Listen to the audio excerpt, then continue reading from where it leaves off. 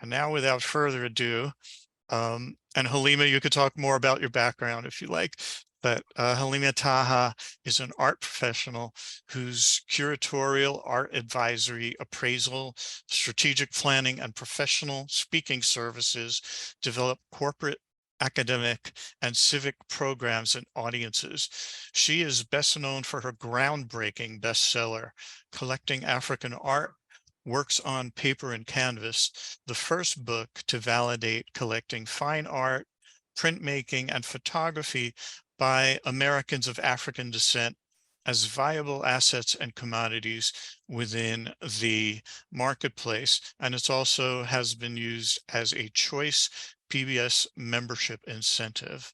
So without further ado, let me say hello to Halima Taha. Hi, Hi. Jeff. It's so nice to see you. Yeah, good to see you too. So, if you want to tell a little about your background more, if you'd like, and then what is living outside the lines? I guess so, two questions. Well, the only thing that the only thing I would add about my background is that I'm a native New Yorker, and I've been very fortunate to have been raised by two loving and extraordinary parents who encouraged me to explore the endless possibilities of my life through a lens of adventure. So, and that sort of leads to um, uh, why, outside the lines, living outside the lines. Um, I think the idea of living outside the lines for me is based in the fact that all of us are the sum of our experiences. And that's a very good thing. But in the course of my life, from as long as I can remember, um, there were always friends and teachers and colleagues and people, and I think we all share this, where we might have a desire or an idea or something we want to do, and there's always that person that says, no, you can't, or it's impossible, or you shouldn't think about doing it. And it's all based on the sum of their experiences, which are very limiting, and sometimes, because we value these people's opinions, we follow them, and I think that because of my parents, they always encouraged me to ask questions, go beyond the obvious, and also, if we agreed to disagree, it wasn't done in a way that shut me down or stopped me from wanting to continue to pursue or do something. So I think that as a result, my life has always been has always functioned in a way that's outside of the lines, even in my professional arena. It's typical that people, go and get art history degrees or fine art degrees, and they work at a museum, and they go a traditional route, and that wasn't, what happened. I mean, it goes back to as early as when I applied to college, where on my application I wrote that I wanted to, I was at that time a dance major and interested in law, and I wanted to dance across the courtroom to give my summation. I was very serious. Why not? So I've always had that, why not? Just explore it and make connections to things from an emotional, spiritual, and intellectual place, but also from an interdisciplinary place. So I thought it would be good to talk about living outside the lines, because it's something that's within reach for everyone. We just have to get out of our way in terms of, one, not paying attention to our instincts or our gut feeling about things. Once we are socialized to the social contrivances of etiquette, we stuff our, the real truth about interactions with people or what we're perceiving, because we're in a professional situation or a personal situation. And it doesn't mean you have to make a sign, I mean, a scene about it. It just means that you have to allow yourself to accept it as information that helps you make a decision. So how has living outside the lines shaped your career? Well,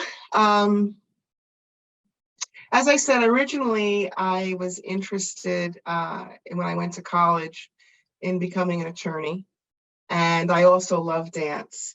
And um, but I also enjoyed art. I always had a broad sphere of interest. I loved the visual arts. I of course love the performing arts, dance and theater, and I love the literary arts. Um, and I think that because of the way I was raised, it's one of the reasons why I picked the college that I went to, because it allowed you to develop a broad sphere of interests, but but not box yourself into, you know, into a corner. So I think the way that it's helped me is that, um, speaking of boxes, is that I can't be put in a box, and I don't allow people to put me in a box. So there is no floor, no ceiling, and no walls. I'm just this ball of energy, and I just navigate spaces, and that's the way I look at it. Um, and the way it's affected my career is that I'm I'm constantly looking for connections to things, um, that are not only personal, but also how do those connections relate to other people, whether we have shared experiences or dissimilar experiences, because the human condition is very important to me. And when it comes to fine art, the ideas that artists present really are reflections of the time in which they're living and working. And I often say, you know, look at the example of the ancient Egyptians, or the Mayans, or the Aztecs, or even the people from the lost city of Pompeii. You know, I always use that as an example, because when you look at what's left behind to tell us anything about who these people are, what their values and hopes and dreams are, and their challenges and successes, you see it through the art and the technology that they've left behind. So, um, so the way that I approach things outside of the lines is I'm looking at art and ideas without imposing a limitation on those ideas that literary, performing, and visual artists are presenting, and then taking that information and pushing it further within my own sphere of interest, or some of my experiences, so that I can um, universalize the particular to be a more effective art professional, because I'm interacting with such a diverse range of people with such a broad range of experiences, economically, socially, politically, physically, psychologically, emotionally. And it's essential to not allow myself to limit my perception of the world in which I'm in. Because if I only stay on one track, I'm only going to attract one group or type of people. And I've always, since I was a kid, um, been in many different types of social circles. You know, my parents were very wise, I think, in making sure that I went to public school, private school, and then in those days they had experimental types of schools in terms of their educational philosophy and everything. And the benefit of that was that I was able to really interact with a lot of different people early on, with different backgrounds, different resources, different approaches to living, and also different types of ideas that, and you know, gave me a comfort zone, and understanding that your passport to the world is of course good manners, but really being a human being without judgment. And I think that what happens is that, you know, once people get past being in the playground as children, where everybody loves everyone, they want to play with one another, and as we become older, we're taught certain ways of being, and there's all this stuff that's imposed upon us about this group or that group, and it's nonsense. But what it does is it creates a society that nurtures adults to be scared, to be safe, not to explore all of the facets of their lives throughout their lives, because often it's like, okay, you're in school, you're a little kid, the world is your oyster, and you go into the world. And then as you keep moving into this world, you're told, no, you can't do this, or you should do this, you can't do that. Okay, get a career, stay on this track, get, these benefits, do this and that. And then a lot of people are frustrated when they get to a certain age because they always wanted to do something, but they never had the time, or could make the time. And then when they have the time, they're too ill to do the time, or they're too exhausted to. And so I feel that it's really important to be in the present, no matter where we are, even now, if, just be present to how we feel about our life and who we are, how we can affect change. Because one thing that I'm really clear about is that we can only control our own behavior, and we can only control how we choose to respond to situations and people. And so when that creates a great deal of freedom also to go beyond the limitations of what other people impose upon you, or even in situations where people try to make you feel guilty about your decisions, when you know that your intentions were honorable. You're not responsible for people's interpretation. If so it frees you to really navigate experiences professionally and personally in a way that can allow you to focus on substance, meaning, collaboration, and it all requires tremendous patience with ourselves and other people. So living outside the lines has shaped my professional career, which is in a way that it's allowed me to be fearless in taking chances. It's allowed me to feel confident in saying, well, I don't agree, and this is why, and being able to substantiate it, but not doing it in a way that's going to make the other person feel less than, or that what they had to say had no value. It's allowed me to be more gracious, I think, and it's allowed me to be more generous with time and resources, because I'm not out here trying to be liked. I'm not trying to please people. I'm trying to please people if I'm, professionally, you want to make sure your clients are happy, but you can't always make your clients happy. I love my son to just think I'm the best thing since sliced bread now that he's older. I mean, you only get a short window in a kid's life where you're just fantastic, but it's not going to happen. So, I know he loves me, but every day he's not going to think I'm the greatest thing since, oxygen, so Yes. when you accept these truths and not get to become distracted by these illusions, or the over sentimentality of Hallmark cards in terms of how people are supposed to interact, you're really free. And so living outside the lines is about being a free human being, in the truest sense. And freedom in that way does not mean anarchy. It just means that you're free to be who you are, and you're free to accept who you are in a world, and to accept the reality that each and every one of us is special. No one is more special than another person. All of us are as unique as our individual fingerprints. So if we have this sense, of course we can live outside of the lines.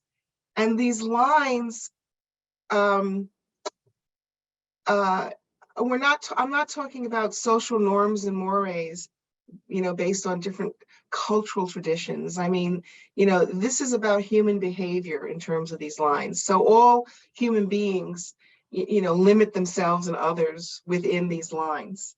But I think, just now I'm remembering an experience when I was in school. I think I was in 5th grade and I was in an art class and we had to do a still life. And I did the still life, but I painted it all sorts of different colors and it wasn't a realistic still life. And I was chastised for not looking like what was in front of me. The rest of it looked like what was in front of me, the shape, the form. And I was just so upset because I wanted to have fun and play. And I think that's a piece that as adults, we forget, that we can still have fun and play with our lives. Whether we're playful when we're preparing a meal, or we're playful in the way that we dress, or we're playful in our sense of humor with people. We need to, that's a part of being who we are too. But again, living outside the lines is trusting ourselves. Well, I love your energy, and your education obviously gave you critical thinking skills, which a lot of people nowadays do not acquire. And you had mentioned all the types of people you work with. What came to mind for me was, the publishers, the artists, the collectors, the gallerists. Who else, is among uh, that type of person that you deal with, the various personalities? So in the professional world, I'm working with, artists and collectors and art dealers and auction houses and curators and scholars and appraisers and critics and collectors. But I'm also interacting with a lot of people who have a range of professions. Whether they are doctors and lawyers, bakers and sanitation workers and librarians and writers and playwrights and actors and dancers and um, people who were self-employed and people who were entrepreneurs in various industries. But I'm also interacting with people that many of those people are not paying attention to. And that's people who are homeless, and that's people who are poor and struggling. And I'm interacting with all sorts of people in ways that I try to make meaningful, and I am committed to upholding everybody's humanity in the process, in personally and professionally. And I think that I like people. I mean, that's the thing. I like human beings. I mean, they're a pain sometimes to deal with. They can be very challenging. But No. but I really enjoy people. I enjoy learning about them and their interests and their lives and their dreams. And it's really important for us to keep our dreams alive no matter what's going on in our lives, because without hope, it can be very challenging. And we're living in a century now where there are so many different things happening that are inhumane and immoral from the perspective of people not treating other human beings as they would like to be treated, but treating other human beings as less than. That's where the immorality is. Or keeping people from resources so that they can have better lives. That's immoral. Hoarding is immoral. Not sharing, to me, is immoral. Whatever it is. So it really behooves us as individuals living outside the lines to if you stop and you speak to someone who's living on the street and you take the time to look at them eye to eye and give them a smile saying, I see you.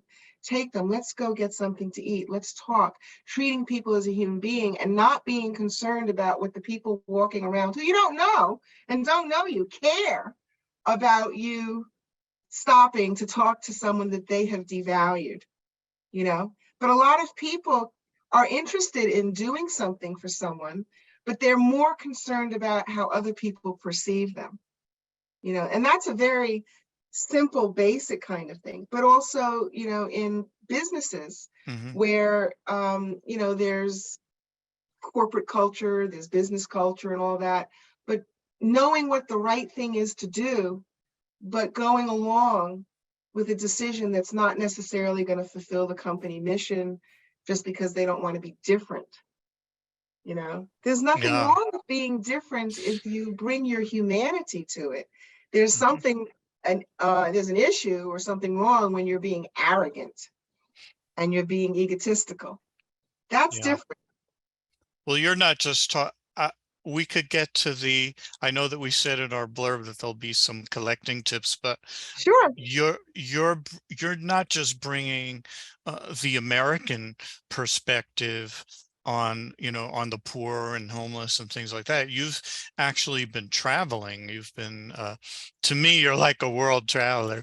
You've been traveling for the book, and so Halima's, just to get everyone up to speed, Halima is actually writing another book, and you've been traveling for this book. Can you just tell us a little bit about the work that you're doing now? Sure. So, the first book that I did was collecting African American artworks on paper and canvas. And this is a follow-up to that book. It's taken the art world 25 years to catch up to the value of work by artists of African descent, specifically in the United States. And now it's been broadening to throughout the African diaspora or African descendant artists who live all over the world. So this next publication is also about collecting, but I'm focusing on artists of African descent who live all over the world, and looking at the similarities and the differences. And it requires me to look at the similarities and the differences in the colonial histories for those artists of African descent who have been living in Europe. They have different colonial histories in each country. Americans of African descent have a whole different colonial history than the European countries that like in this country, they set up plantations. In Europe, they didn't have the plantations in the countries. They went to the countries to colonize them. Looking at the cultural production within different parts of the continent of Africa.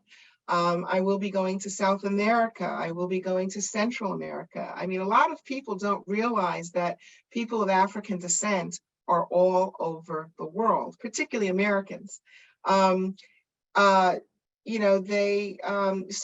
have a huge population in Mexico, a huge population in Colombia, the second largest African descendant population is in Brazil. You have people in parts of Russia, China, all over the world.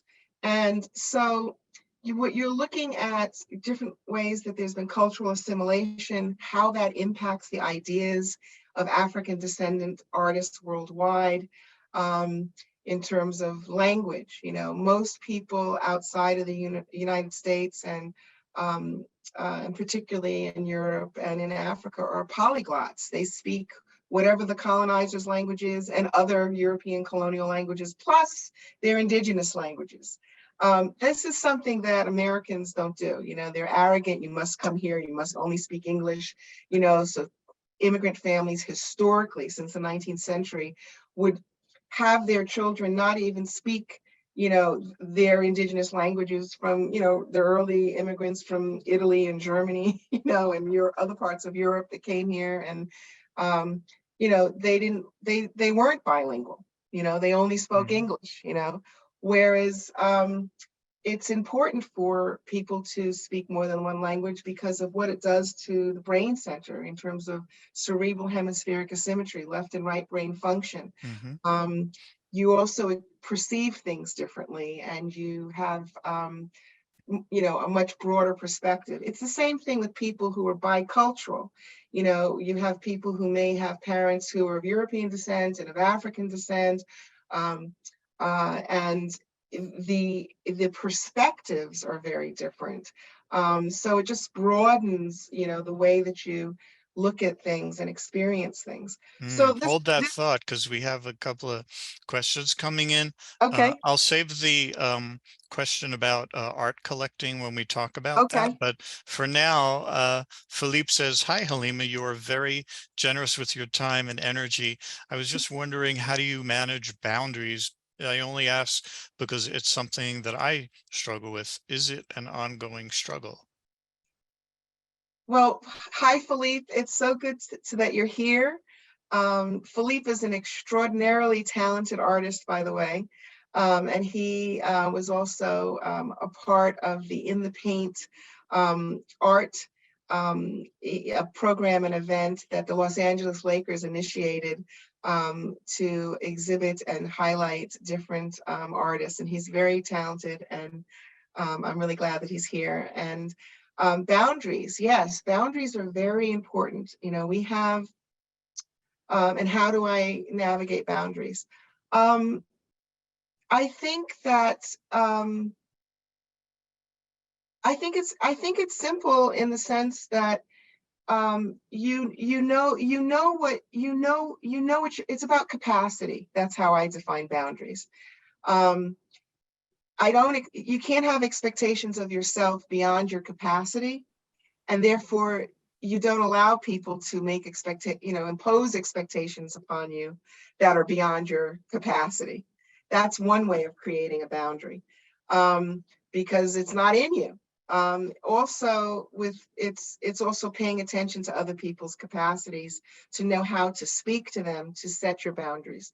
So I don't know exactly which boundaries he's referring to, because there are certain boundaries in professional relationships, in personal relationships, in collaborative relationships. And I think the foundation for all relationships is that there needs to be mutual respect. And how do you both define mutual respect? And that's where boundaries begin. How do you communicate with one another so it's effective? What do you like? What do you not like? What are your work styles? What are your communication styles? And it's perfectly okay to either wing it and feel it out, or to be able to say to a person, listen, I've noticed that in our communication, we sometimes misunderstand each other, and I would like us to have a better way of having an even flow. And so my words for communication mean this. Are you hearing them in the way that I mean them? And so, then you're able to create parameters for, I don't know what this dinging is. I don't know what, you can create parameters for it. There are contractual boundaries that, or have to do with terms. But yeah, I think what Philippe is also referring to is that I am generous with my time and my energy and sharing information. And sometimes people can overstep those boundaries because, being warm and friendly, people feel like, okay, you're accessible. Well, I want to be accessible, but I also know that if I'm tired, I have to say, well, I can't do this. But just be honest where you are in the moment. And that sets the tone. And people will work with you. I don't think that a lot of people are used to um, people just being honest about where they are in a given moment. It's our boundaries also shift and change a lot. So that's a real thing. Does Yeah. that answer the question? Um, po Post in the chat, Philippe, if that answered the question. In the meantime, let's go back to, you were talking about the diversity of the African and African diaspora community. You were talking about your travels to, I don't know if you went there, but you're planning on maybe Central, Central America and Yeah. Mexico, and you've been all over for this book. Yeah, so I think in the course of the research for this book, I've had to I'm focusing on the art fairs. The art fair model in the last 25 years has grown exponentially and has impacted the art world dramatically and changed the ecosystem dramatically. Because now artists from all over the world are being seen all over the world instead of just nationally or regionally or locally. And so because of that, there's more of an opportunity for the various themes that are happening for artists worldwide that have to do with globalism and transnationalism and identity and sexuality and and family and political infrastructures um, and uh, they're international. So now these art fairs attract people from all over the world. And you have an opportunity to compare and contrast different styles and techniques and approaches to art making on a global level. And you're also able to look at the marketplace from a more of a international perspective. Auctions are the international marketplace and have always been in the traditional infrastructure of the art world. But as art fairs have added to the market and social media has dramatically changed the way the art market functions, Mhm. it's And they're required all new, over the world. It's, right? It's, yeah, I think Venice Biennale yeah, is the most famous one. And then there's one in Sao Paulo that might be the hmm number two. But then you have in various countries in Africa are yeah. having, Cape are they Town, all? Cape Town, Mhm, Johannesburg, Lagos, Nigeria, all throughout Germany, there are art fairs. All throughout France, there are art fairs. Mexico, all these places have these art fairs, and it's very exciting to see the range of art. But I will say that what I am noticing is that a lot of the artwork from artists that are outside of the United States who are educated or even self-trained and taught is a lot more compelling than what American artists are producing. And I think a lot of it has to do with the better quality of education. Critical thinking has not been taken out of the schools, where in the United States in the last 30 years, critical thinking has been taken out of public schools, and mhm. the only places where it has been retained is in independent private schools. So that limits those people who are getting the kind of education that all people should be getting in this country. There was a time in the United States where public school education and public universities were some of the best and some of the most innovative thinkers in every discipline were coming out of these schools. That was a time where people would say, oh, you know, if you immigrate to America, you can get a really good education. If you get a really good education, you can get a really good job or career. And Mhm. um, Kimberly totally agrees. And yeah, you answered Philippe's question. good. I was But just wondering, when you it's talk all about changed, you know, American artists, are you talking across the all board. across the board? Across the board. I mean, even though my focus has been on artists of African descent, Yeah. it's across the board. And Mhm, also, there's not the same. And I think the other thing is that art making has always been an elite activity. It's been collected by people who used to be extremely wealthy. Those were the people that focused it. Now, art can be collected by anyone.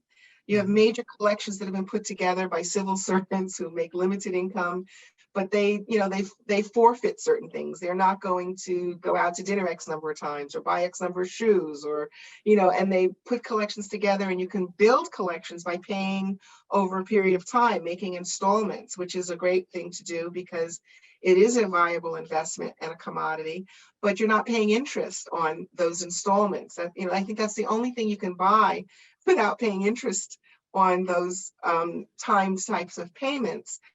But I think that in a lot of other countries, the artists are much more inventive with the limitations of certain materials that they may or may not have access to. So they're pushing the use of the material more.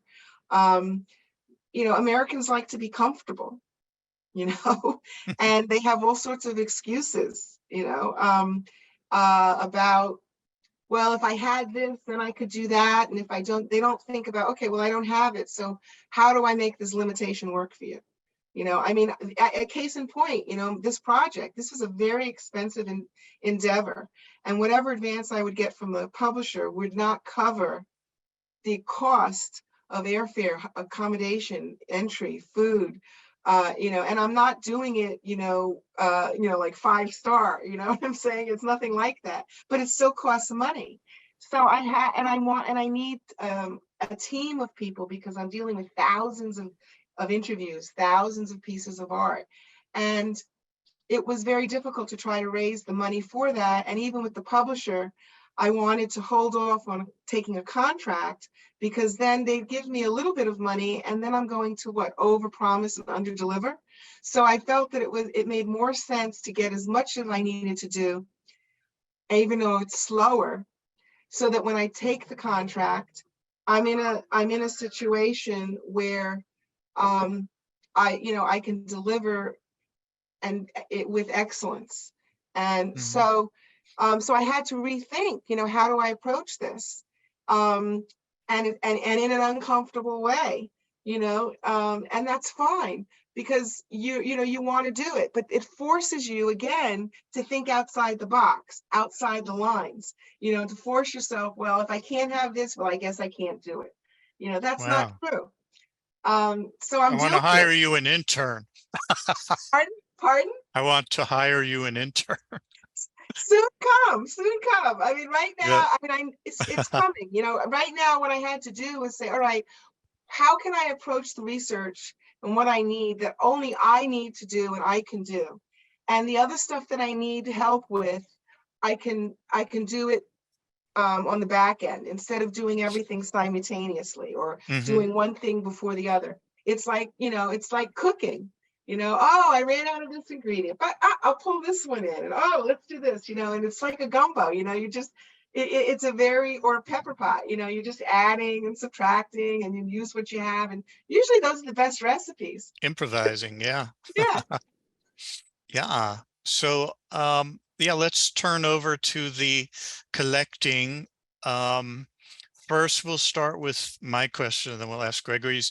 What kind of advice do you give collectors? Since we're on the theme of living outside the lines, how do you give advice in line with that theme? That's a great question. I think one of the things that I encourage people to do is to trust themselves. And when I say that, 90% of them will say, yeah, but I don't know anything about art. Or if they're a beginner collector, or they say, well, you know, okay, it depends what, you know, what level they are. But let's just talk about beginning collectors, right? You know, so, but or I don't know anything about aesthetics, um, or I really need you to guide me. You know, I want to trust you to guide me. But I want people to feel comfortable with themselves, because they have to go on the journey. I'm not going to tell someone what to collect, but I'm going to help them to make informed choices for themselves. So if somebody says that they can't trust what they like, well, every time someone gets dressed, every time you get dressed, Jeff, you make aesthetic choices about what color you're going to wear and what it's going to look like, how it's going to look, you know. Um, if people are wearing makeup, or, you know, they make those aesthetic choices. If you look inside your homes, you've made aesthetic decisions about what looks good where, you know, what kind of couch, what kind of carpet, you know, what kind of curtains. So on a very basic level, I'm trying to show that we have carryover skills and sensibilities that help you to feel comfortable with yourself. Then from there, it's time to have fun and go on an adventure. And, we'll go to museums, and, you want to look at, pay attention to what you like, the styles of work that you like, pay attention to what you don't like. Talk to yourself. It's the only arena that you can talk to yourself and nobody's going to cart you away. You can talk to yourself, well, I really like it because of this reason. Oh, really? Well, why do you like but it's important to know why you like something and why you don't like something. Are you more drawn to abstract work or figurative work, or self-taught artists, or work, which varies? Are you more drawn to sculpture or prints or photography? These are the things that you want to explore. I also encourage people to pay attention to how art is presented. How is it framed? Based on the style of the work. Why? Because when you buy a piece of work, you're going to go into a frame shop invariably and be exposed to thousands of L-shaped frames. So now that you have an idea stylistically what kinds of frames may or may not complement something, a style, or what you bought, you'll spend less time in there and you can move through getting the best piece, the best thing for your frame. I talk about works on paper and art in terms of when you have it in your home. It's important to rearrange the work regularly, because the light comes in and sits on work for periods of time, and it can, alter the colors, or damage or dry out work. So you want to rotate the work maybe once a year or twice a year. And it gives you an opportunity to see what you're collecting with a new eye.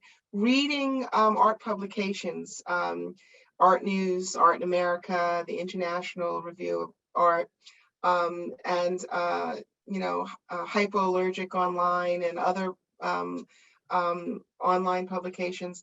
This gives you an opportunity to be exposed to some of the ideas and the themes that are happening and the issues that are happening in the art world.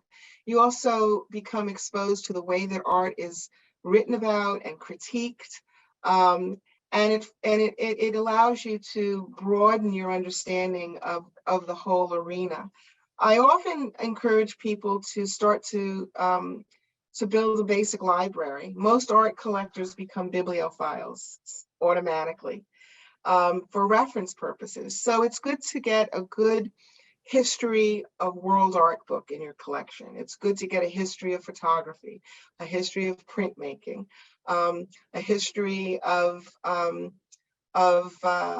sculpture and ceramics. It's good to get a history of American art, of European art, of modern art, of different genre of African American art, of Mexican art. Just start getting these books together. And the first thing I always tell people is, don't start from the beginning.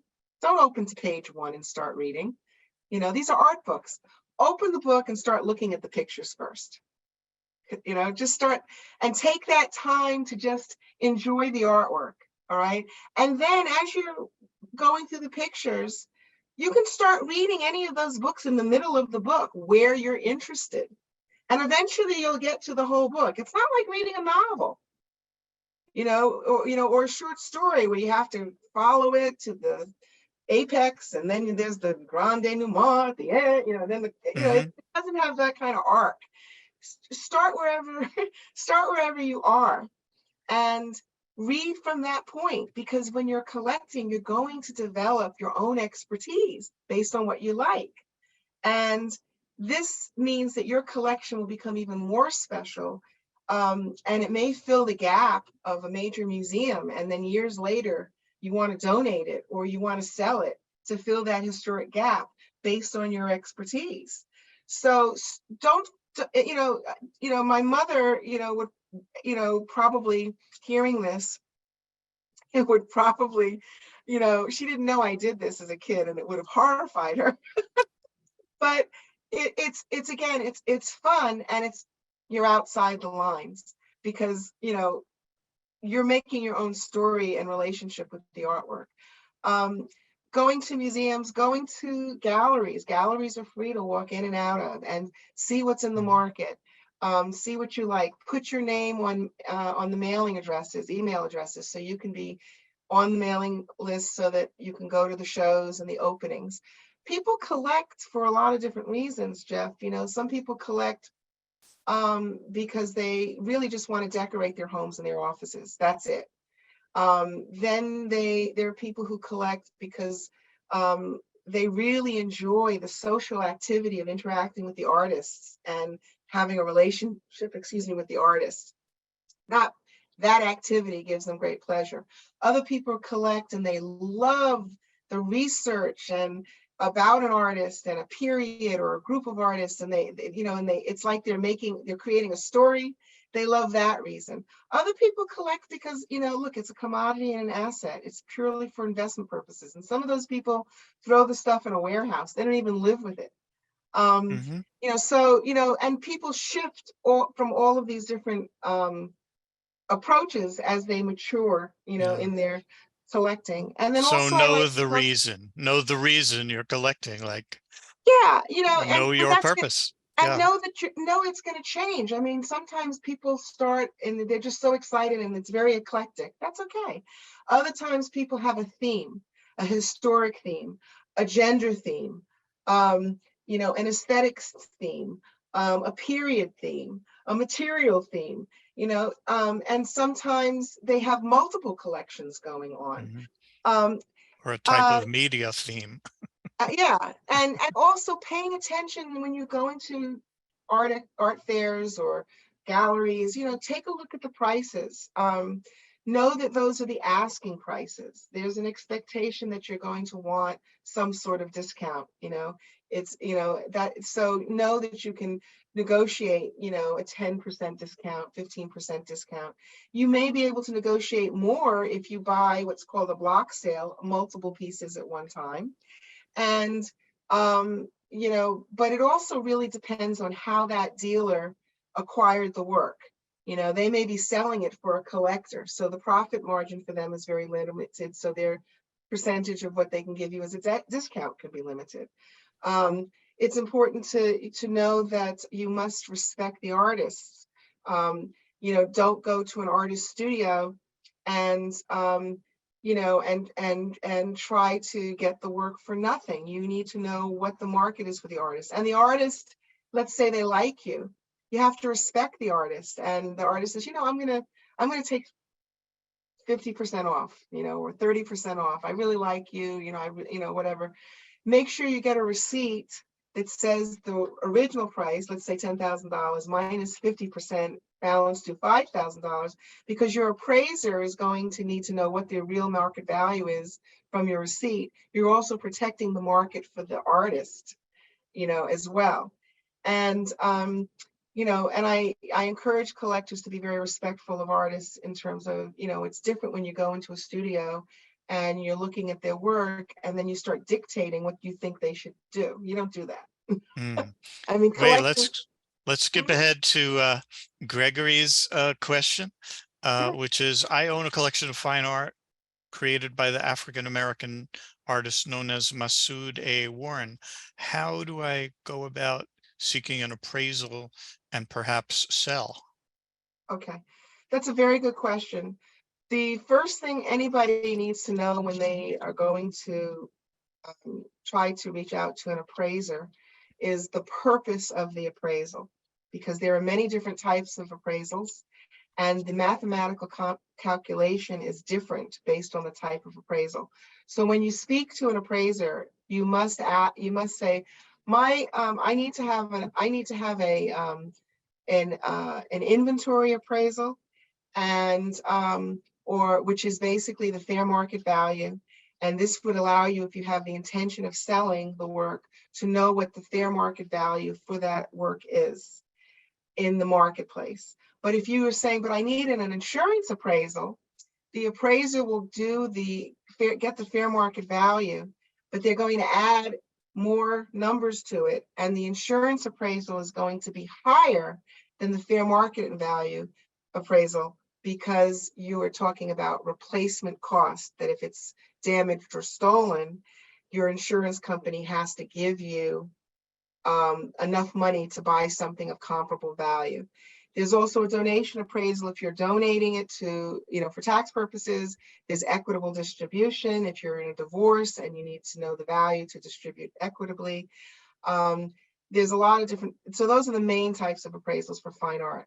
So in trying to work with an appraiser, you need to first tell them what the purpose is, and then also understand that the process will be, they need to know what the scope of work is, how many pieces in the collection, what mediums, and you need to provide the name of the artist.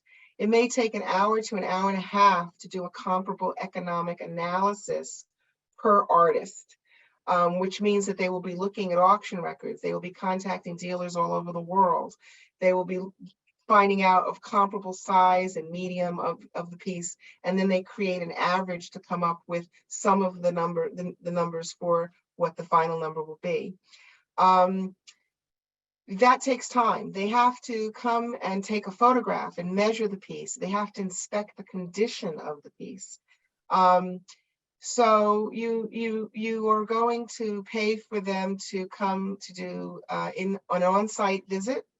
And you're also going to pay for the time for an economic analysis. And you're also going to pay for the time to write the actual report. These are confidential reports. The most important thing, more than whether they're affiliated with a professional appraisal association, which is a good thing, but more important than that, they should be USPAP compliant, that's Uniform Standards Professional Appraisal Practice compliance, which is based on the federal government standard to protect you, the collector, and the appraiser. Because there was a time in the 80s when the big savings and loans crisis took place, appraisers were appraising work and getting compensated based on what the value was. So they were jacking up the values. Oh, it's $1 million. I want 10% of that for my fee, and they were not using comps, and appraisers have to have at least 3 different comparables to justify how they got that number. So there are, you can contact the Appraisers Association of America. They have a list of appraisers. You can contact me if you'd like, because I do appraisals and as well. And if I can't do them because of whatever I'm working on, I have a team of colleagues that I work with on different projects who will do it correctly for you. But getting appraisals is not inexpensive. You have to think about it as you're getting an economic analysis based on the knowledge and the experience and the relationships that appraisers have with other art professionals who will get back to them fairly quickly.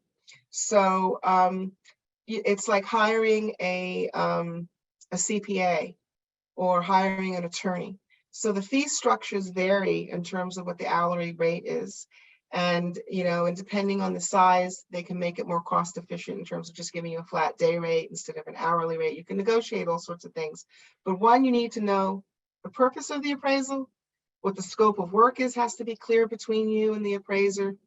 And then you have usually a letter of agreement, and there's usually an expectation of 50% deposit up front, and the balance is usually done after you receive the appraisal. But there are safety measures for the appraiser. Sometimes they'll send you an encoded appraisal so you can see it, but it's not an official appraisal, but you can see it's completed. And then once payment is completed, you will get the actual copy. You get 2 copies. And if you are trying to sell your work and you let the appraiser know you want a fair market value appraisal because you have the intention of selling the work, what always happens is that when we contact dealers and send them a photograph to find out if they have comparable work by that artist to get other pricing, dealers, if they like it, they will always ask us, is this work for sale? I always say, no, I'm doing an insurance appraisal, because then they will not give me the accurate value, because now they have an interest in purchasing it or trying to sell it. So they're going to give a lower value. We're not allowed also legally to tell anybody your name. These appraisals are confidential unless you give us permission to give a copy of the report to someone, or you give us permission to share the information. We have another question from I'm sorry if I butcher your name, Ade, Ade. Hi, Halima. Wonderful webinar. Talk to yourself. Love that phrase. Do you think this is something artists should do more often about their work, direction, etc.? I thought artists always talk to themselves. I mean, the ones I know, do. And no, yes, absolutely. I mean, it's about self-confidence, with your work. It's about how you feel. It's about how you're working with the materials. But, you want to ask yourself critical questions. Are you pushing the medium? Is the idea, being, is the idea strong enough? Is it coming across? Yes, you should talk to yourself, and you should engage other artists that you trust, who will be honest about how they think and feel about the work. They're not trying to tear you down, but they are trying to help you be much stronger. But by all means, talk to yourself. By all means.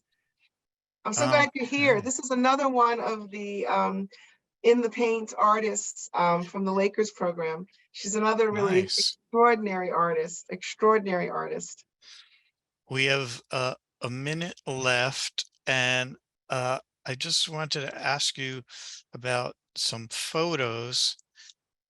Uh, let's bring up one where you have, well, I won't describe it. Let's just let it speak for itself. Okay, so this quickly, I was recently in Morocco, and I was in Ujda, and I was going to one of the. I took a day to go to one of the largest waterfalls while I was there. I mean, you have to balance work and pleasure in that sense. And I had a dream the night before that a monkey just jumped on my back, the night before, and I woke up from my sleep like, whoa.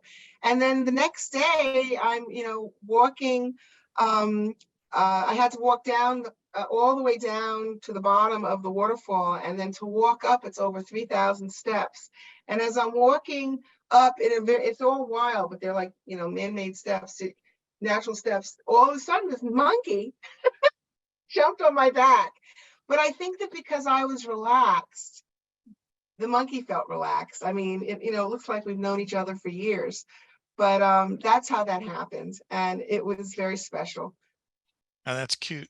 There's one more that we have. It is 4 o'clock, so if anyone has to leave, feel free. We are going to post this YouTube video of this talk on our YouTube channel, and I will email everyone to let you know when that is live.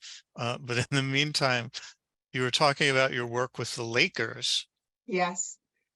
So this was a recent event when due to the George Floyd murders, the Lakers decided that they wanted to make a commitment to the communities of color throughout Los Angeles County.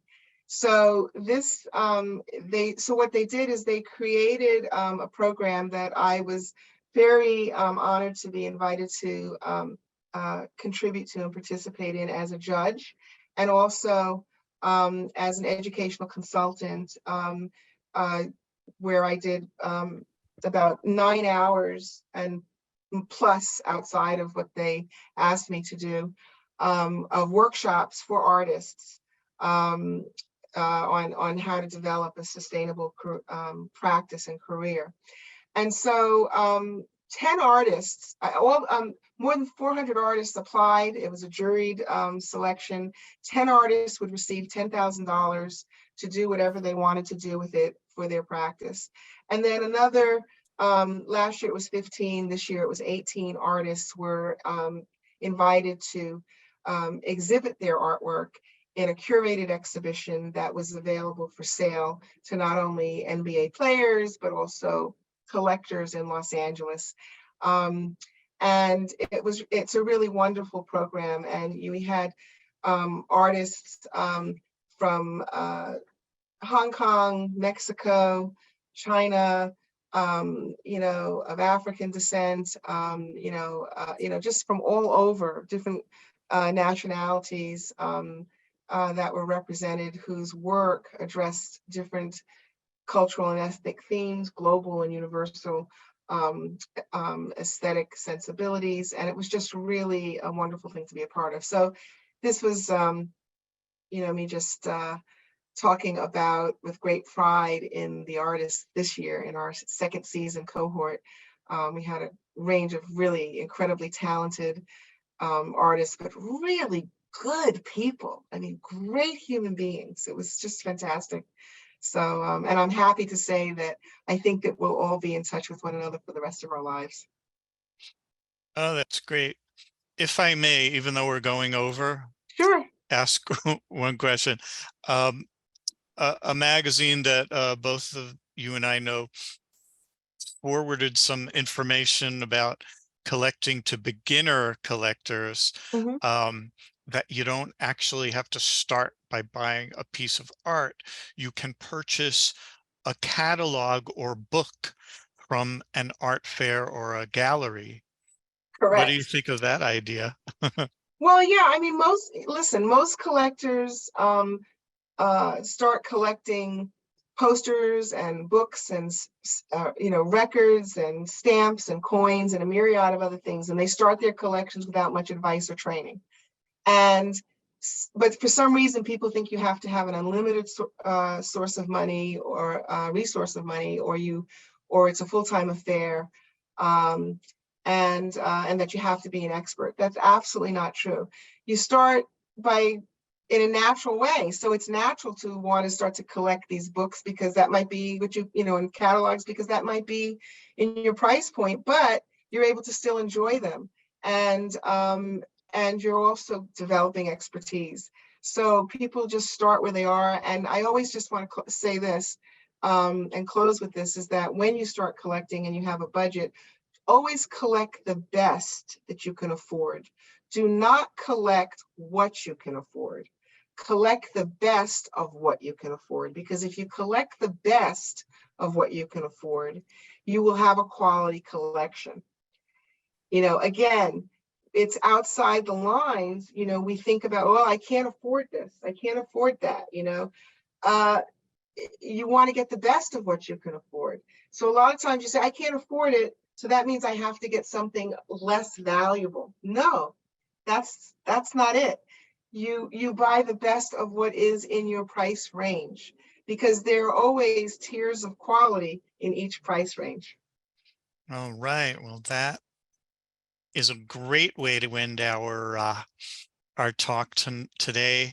Thank you so much, Halima. We've been receiving comments in the chat, great information. Thank you. Very informative. Kimberly congratulated you.